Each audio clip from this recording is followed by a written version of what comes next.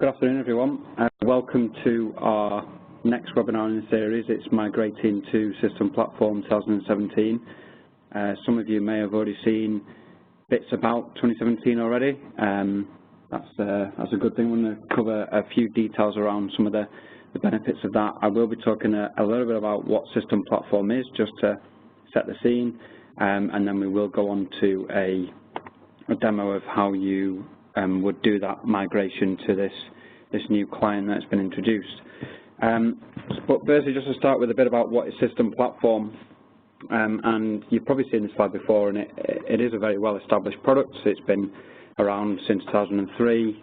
It's very well integrated to InTouch, so for those InTouch users out there and the System Platform users will be using the InTouch System Platform element of it.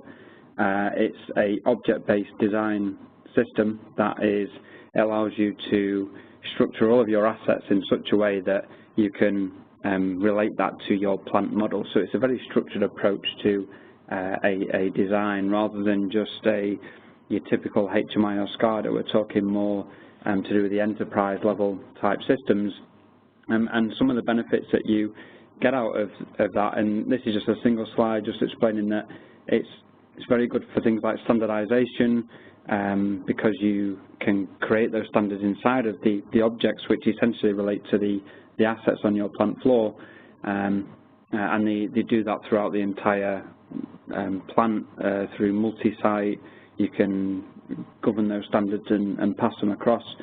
It is a content management solution, so it's trying to bring the IT and OT world together, and 2017 release that is coming up does further help with those things. It's very good in large-scale software developments. These need to be managed and controlled, and this is really where that people, process, and technology comes into play. Something like a SCADA, it's very much about the technology, and System Platform is, it's up there, and InTouch is one of the leaders in the market, or it is still the world's #1 HMI.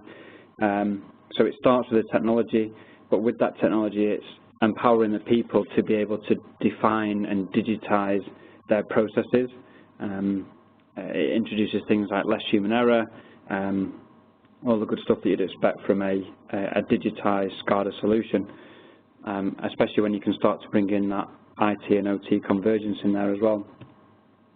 And it's further extensible. So you've probably seen a slide which I've got coming up next, and it's to do with, I suppose, what is your vision? Do you have something that you want to go beyond that SCADA solution? Do you have a drive to get into your enterprise system like ERP and things like that and bring those down to the shop floor? How do you plan on doing that? Well, System Platform is a very good enabler for that. And not forgetting that this is best-in-class commercial off-the-shelf software. So it is easy to use, and Wonderware pride themselves on making sure that you're protecting your investment by going with a product like Wonderware. System Platform has been very good at alleviating the skills gap with all the latest graphical capabilities that have been introduced recently, or over the last few years, and it's PLC agnostic, so we connect to anything and we always have them. In terms of extensibility, this is just the same slide again that you've probably seen before, but it talks more to the additional bolt-ons that you can have with a System Platform scenario, and nothing changes as we upgrade and migrate. These things still exist, so if you want to go for something like an OEE type solution through MES, then it's an additional bolt-on. If you want to do something like energy management or business analytics or workflow as an example, business process management, these are all bolt-on, so it's about what is your vision, as I mentioned in that last slide. Now for those of you that are aware of System Platform, you'll know we have something called the Integrated Development Environment.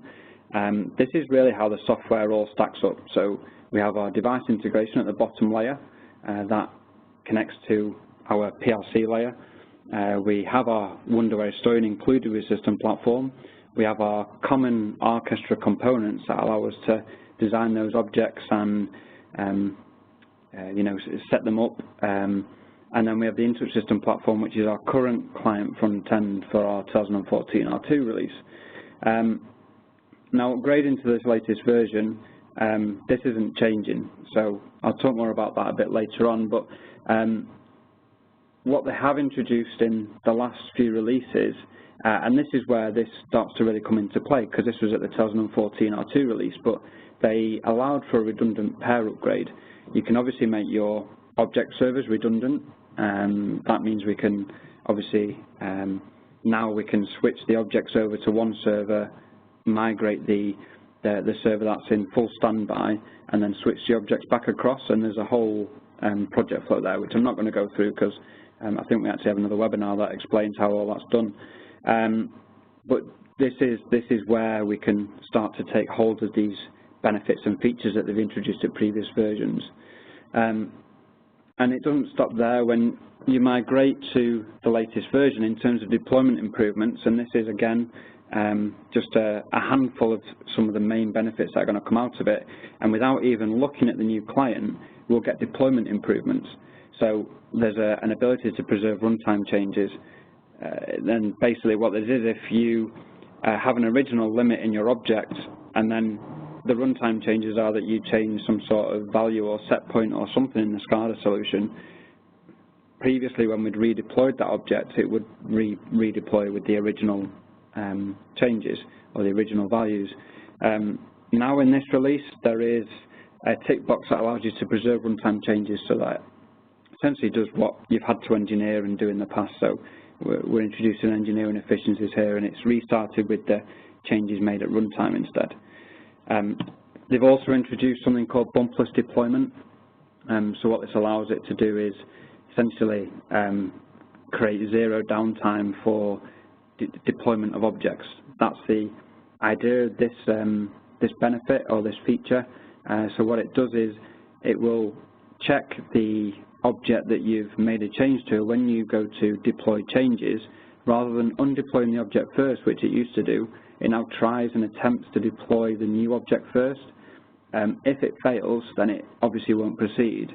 If in the previous version we'd undeployed it and then we tried to deploy the changes and they failed, we were then in a state where we didn't have either object deployed, and we'd have to revert to some sort of backup. So with this, the idea is that the runtime interruption is essentially the length of your scan cycle. So if your engine scan cycle is set to a second, within a second it will change over from the old object to the new object, providing it's deployed correctly, and you'll be up and running with those latest things.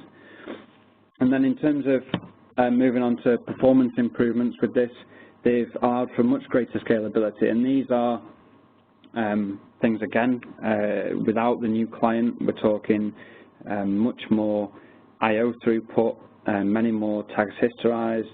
They've got a lot of alarms that they were using there, and these are initial tests, and we're expecting some more detailed feedback on the tests when the official release is out.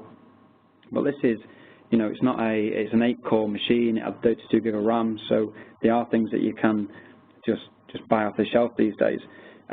Obviously, the application that they set up had been engineered in you know, the best practice manner, so your mileage may vary with that depending on how your application has been engineered.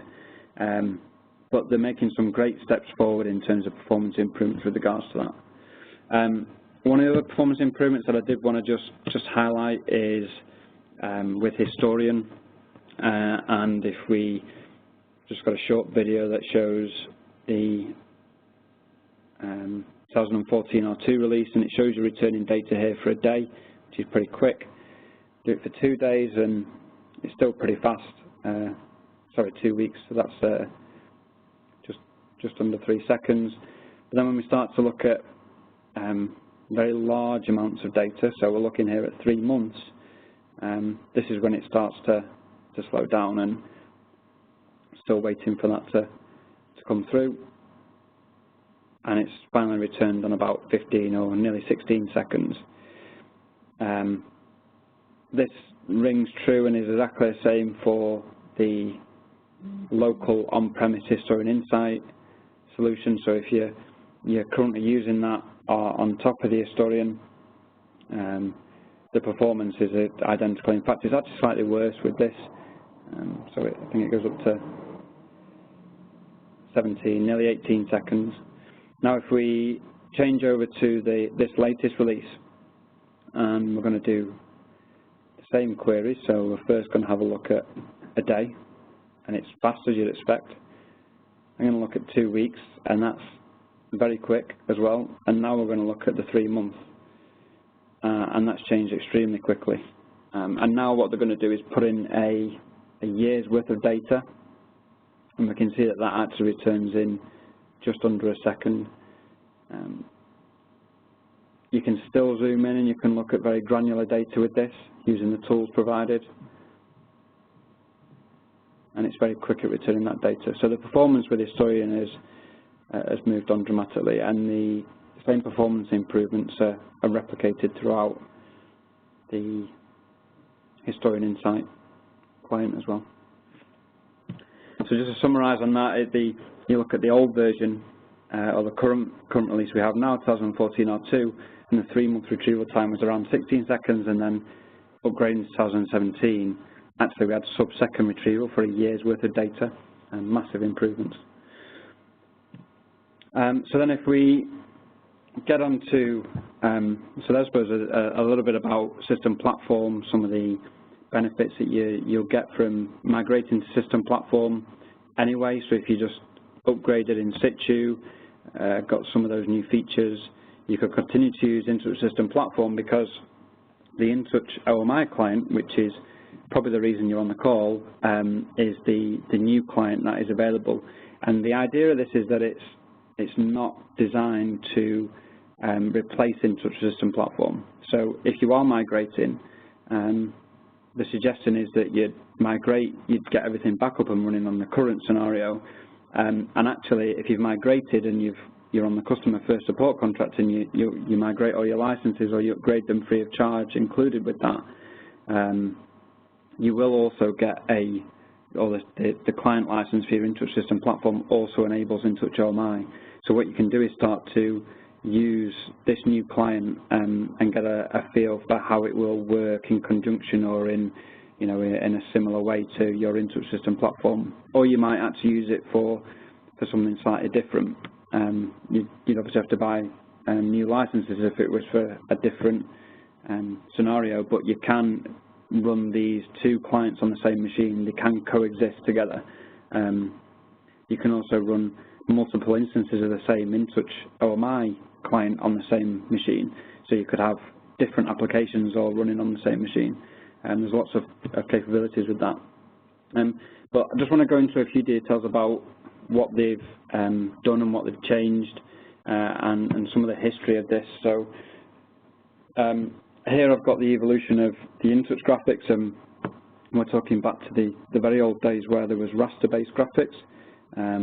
They distorted very easily. You couldn't change the shape or style of them very easily. They moved over to vector-based graphics probably 7 years ago now. So these are the Archestra Graphics, and then they introduced situational awareness. And situational awareness is just that design concept, but what Wonderware did was provide a load of out-of-the-box capabilities so that you could just embed graphics that already were associated with your asset, or already look like your asset.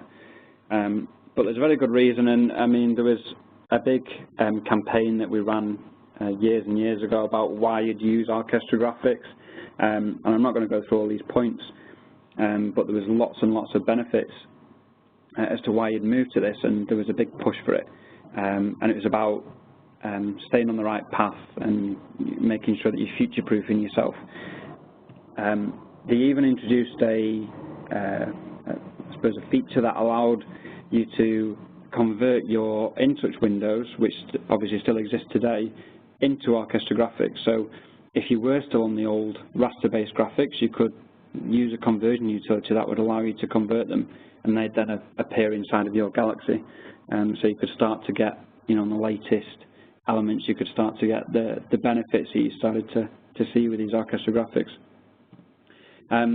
I've got a couple of screenshots here just showing a few examples of situational awareness library that exists, still exists. and there's loads of graphics that exist in there, and they've further extended that. Now what the 2017 release brings is a bit more than that, so it's more than now just situational awareness graphics. They've also introduced a set of objects, and there's 42 objects in total, but it's 42 objects including things like object wizards, because there's now wizard options associated with your objects as well. So the idea is that these objects as already exist in terms of equipment assets, instrument and valve assets, all of these should make up 80% of your automation needs. So again, they're helping with the engineering efficiency. And then when you can associate situational awareness graphics with those objects that have a whole host of objects, a whole host of options associated with that, then you can drop them on the screen and they're pretty much ready to go. And there's other things in there, and we have loads of other details on some of the other benefits, but it's just to show you how they've moved. And the bit about Archestra Graphics is that it was setting up the future-proof element so that they could be used inside of this new client. So the InTouch OMI side, the operations management interface, if you're using Archestra Graphics, you've already created that, that investment. That investment's been done inside of your Galaxy, so you can reuse those inside of InTouch OMI. They are native to the environment, and the environment is 64-bit. So there's a lot more benefit that you get out of using your Archestra Graphics inside of InTouch OMI, because it's a native environment and not a wrapper around it. Some of the other things, it's a lot easier to use, and I'm not going to go into too many details because I want to get into a demo for you. But it's about, once you have that content, it's abstraction from the display. So you design your content once, or you've probably already got Archestra Graphics defined and designed already. These Archestra Graphics then work inside of this new client. And not only that, but the applications build themselves.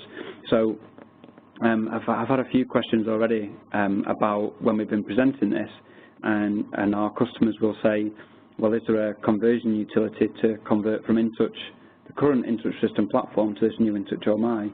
Well, there isn't, but because the application builds itself, it's actually quite a simple process, and I'll show you an example of how easy it is to do that in the demo. If we just very quickly have a look at the system platform topology, and what I really want to focus on is the software components here, and for very good reason, because they're reducing the overhead and the need for installations. So we've obviously got a whole host of servers in here that you'd expect to see, things like object servers, the Galaxy repository, historian, device integration. All these types of things still exist because the underlying technology is the same. They haven't reinvented the wheel with this. What is slightly different is that with, you see the installations there, so we have a bootstrap for most of the machines. It's the client level of visualization nodes you see in the top left-hand side. So with InTouch System Platform, you have to install the bootstrap, but you also have to install some InTouch client software, and it won't run without it. In terms of InTouch OMI, all we have to do is install the bootstrap so that the system understands where it is, and we deploy the entire application across the network. So it will transfer all the necessary files, and then it runs in an executable on that client machine. Some of the benefits with that is, actually, if we go back to the performance improvements, in the same environment with this InTouch OMI client instead, on the same machine, they've actually tested this with 20 client sessions running, and they believe that it's possible to do it with a lot more as well. One of the last things before we go into the demo is around the ability to add specific applications that are out of the box. And the idea is that they're introducing these applications with zero engineering. So one of them is SCADA Playback. So the idea of this is that if you are running your Archestra Graphics that you've previously used before, if you've got historized data tick for historian, so it's storing data, actually out of the box, you're leveraging more information from your graphics, because you can look back over a period of time and you can replay the data on screen. You can replay it at double the speed if you want to, or even faster if you want to. It's a great capability to be able to do this, but these are applications that they're introducing, so there's no scripting required.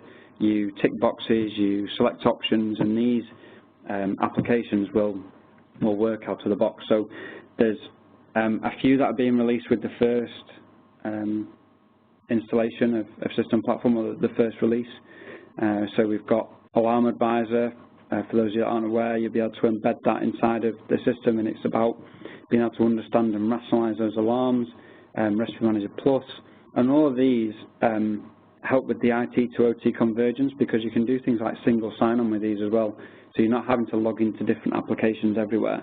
You log into the InTouch application, or the InTouch OMI application, and those security credentials pass through to the applications that exist inside of that app. So some great capabilities there. But what I would like to do is just get into a demonstration. So hopefully you can all see my current InTouch application on screen. So the InTouch app, it's one that we use for some of our pre-sales demos, so you may have seen this. It explains how System Platform is used, and how you create templates and template propagation and things. So it is fairly straightforward, but I want to show you how easy it is to actually convert this into an InTouch OMI application. So if I just close it down,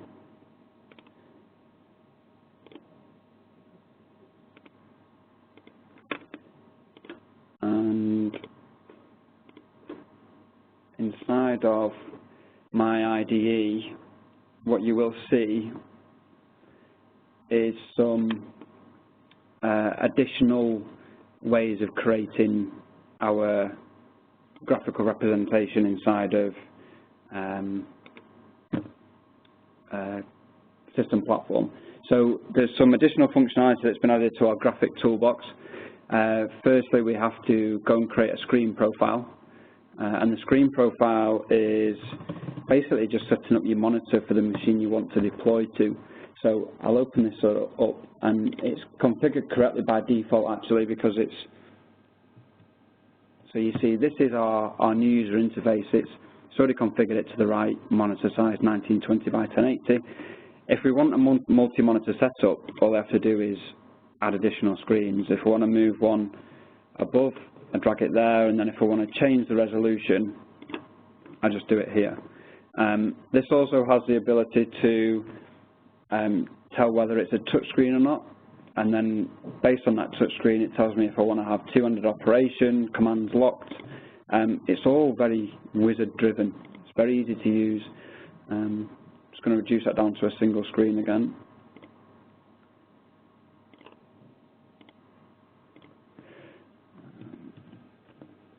So that's my screen profile created. Then what I want to do is create what we call a layout. So this is putting my content into context, I suppose. So it will show me, when I open the display, essentially this is your InTouch window, if you like. But what we can do in here is, rather than having to create multiple windows, we can create panes, and we can choose what size we want those panes to be. So in a sense, it is creating multiple windows. It's just doing it in a very easy way. So you see I've essentially got a title bar there now. I want to add a pane to the left to make it look very similar to what we had previously. I'm going to make this the same as it was before. And we're not going to add the navigation, because as part of the new client interface, they are releasing a navigation application which is designed against your plant model. So we're going to add this as part of a sliding pane. So sliding panes are, they're not on the screen all the time, but it's a very intuitive way to be able to get it on the screen. So if you want to use finger gestures on a tablet device, you'd swipe 3 fingers across the screen to bring it in. if you don't, not on a tablet or a touchscreen device, then there's a little tab that appears, and you click the tab instead. So what I'm going to do is add some content to my display. So I'm going to, and this is a new feature as well, being able to search. I want to search for my navigation, and I'm going to use the navigation tree there. So I'm going to just drag this content that you see over to my sliding pane, and that's put that navigation in there. I'm going to add a title because the title is something that I always want there. Let's put that in the top. And I'm also going to add one of the graphics because it doesn't exist inside of my plant model. It was added manually to my InTouch system. So I'll explain a bit more about that as we go along, but what I am going to do is leave this one blank, and you'll see why in a second. So just save and close my layout. And then what we want to do is create a new application. So my InTouch OMI, it's listed under the template toolbox this time instead. So it's called a view app, and I'm going to create a new derived template. Give it a name, and then when I go in to create that, what it asks me for is what screen profile would I like to use. So what machine am I going to be deploying to? So I choose my desktop HD because it's relating to this one. It's the one I just created. Then it asks me what layout I want to create. If I had multiple monitors per desktop, then I'd have to choose a layout per monitor, but I've only got one, so I'm going to choose my new layout. And then it opens up my InTouch OMI application, and I don't actually have to do anything. I don't have to do any building in here because the navigation application will automatically populate the rest of the system. So I'm going to save and close that. I'm not going to go into detail about how that's all used. And then what I need to do is just create an instance. So create an instance. It still runs under the view engine, and we're going to deploy that to the system. So as I mentioned before, there's no install I had to do to get this working. All this is doing now is copying more files to my local device or across the network if I was doing it that way, so that I can run the executable. Now, before I do run it, I would just like to show you the model. So this is my plant model, and these are things that already existed beforehand, so it's the automation objects in the back end. I did migrate the objects from the 2014 R2 release. It was the same demo that we used. I just upgraded and migrated it into this beta version. And it just works seamlessly as you'd expect. Same with the InTouch application, that all just came through as you'd expect.